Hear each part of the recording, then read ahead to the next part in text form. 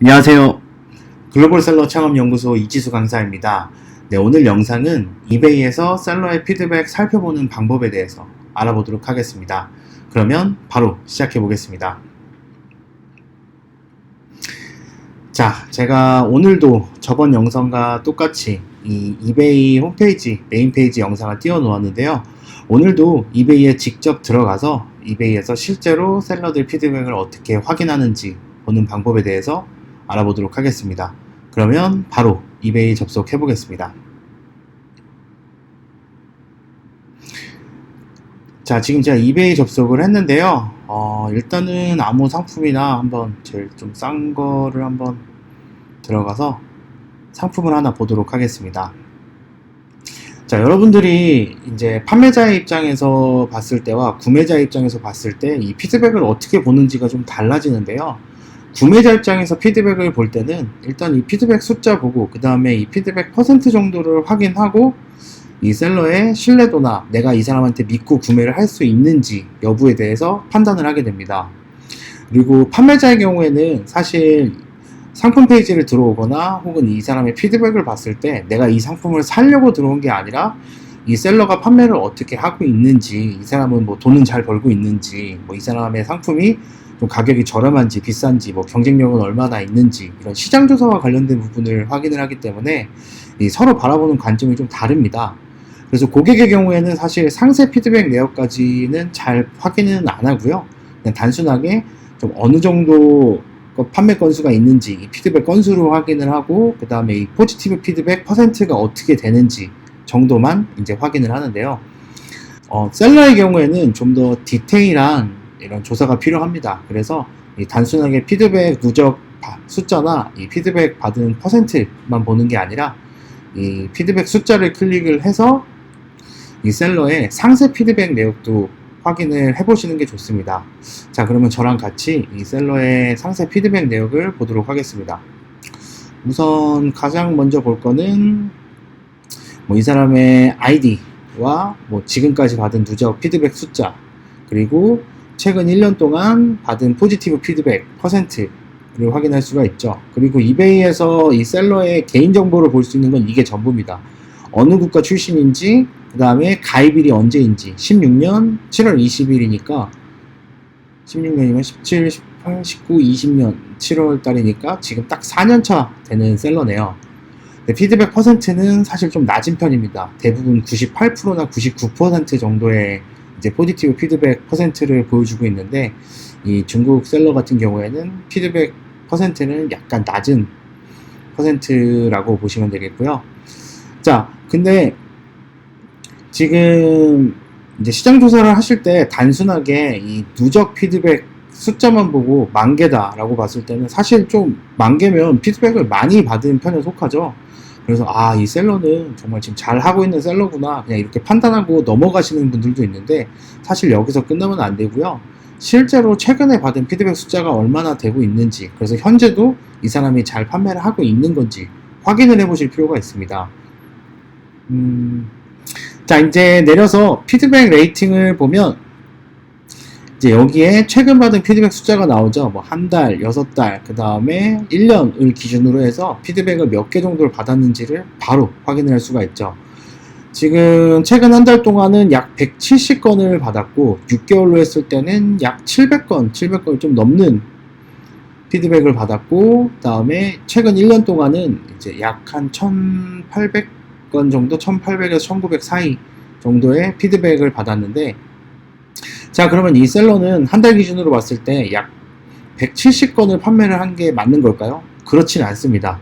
왜 그러냐면 이 피드백은 고객이 이제 구매를 하고 나서 구매 후기의 성격을 띠고 있는데 10명의 고객이 구매를 했을 때 피드백을 10건을 다 받을 수 있는 건 아닙니다.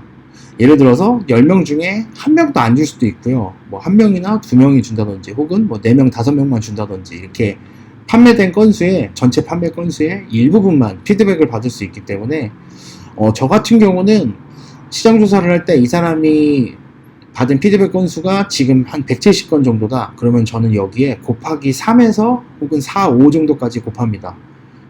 그렇게 해서 적어도 지금 뭐 곱하기 5를 한다고 하면 대충 약 한 800건 정도 판매를 하고 있구나 매달, 이렇게 생각을 합니다. 여러분들도 이 해당 셀러 피드백을 보면서 이 사람이 적어도 한 달에 몇 건 정도는 이제 팔겠구나 라고 예상을 하실 때 이 피드백에 곱하기 뭐 3에서 많게는 5 정도 곱해 주시는 게 좋습니다.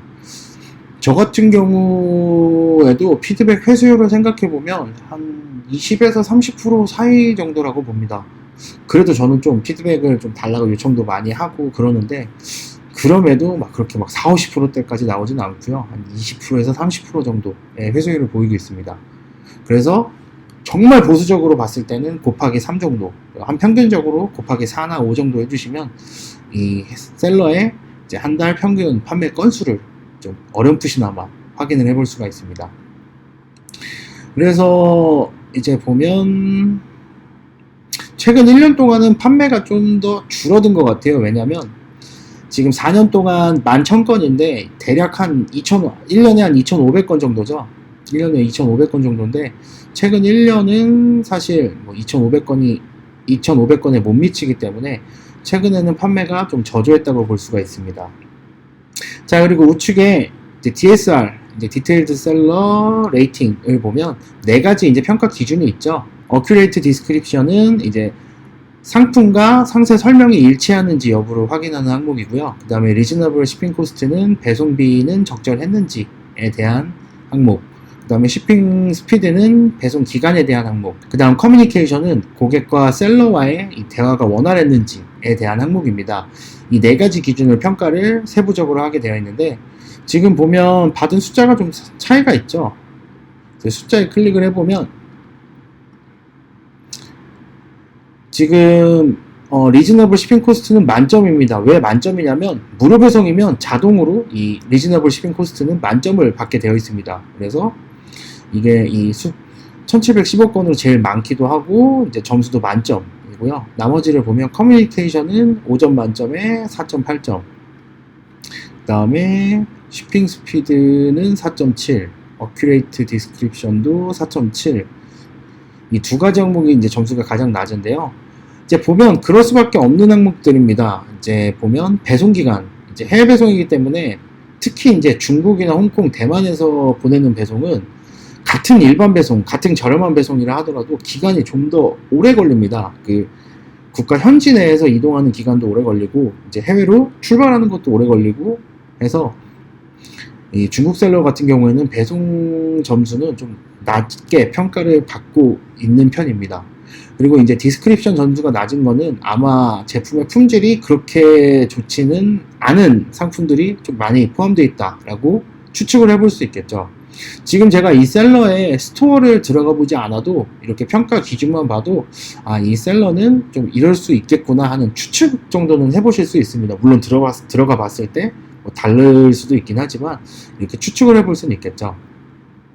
자, 그리고 좀 더 디테일한 평가를 보려면 이제 정말 이 피드백 내용을 어떻게 줬는지, 대부분 고객들이 짧게 한두 단어의 문장을 쓰죠. 뭐 nice product, thanks, nice, good, 뭐 all okay, 뭐 great experience, 그 다음에 very good volume, thank you, 그냥 감사하다, 고맙다, 뭐 좋다, 마음에 든다, 이런 식인데, 이런 좋은 피드백도 한번 읽어보면서 이 사람이 뭐 어떻게 하고 있는지를 파악해 보실 수도 있지만, 좋은 건 이제 네거티브 피드백이나 뉴트럴 피드백을 보면서 어떤 평가를 받고 있는지도 볼 필요가 있습니다. 지금 뭐 간단하게 배드 아이템 이렇게 되어 있는데요.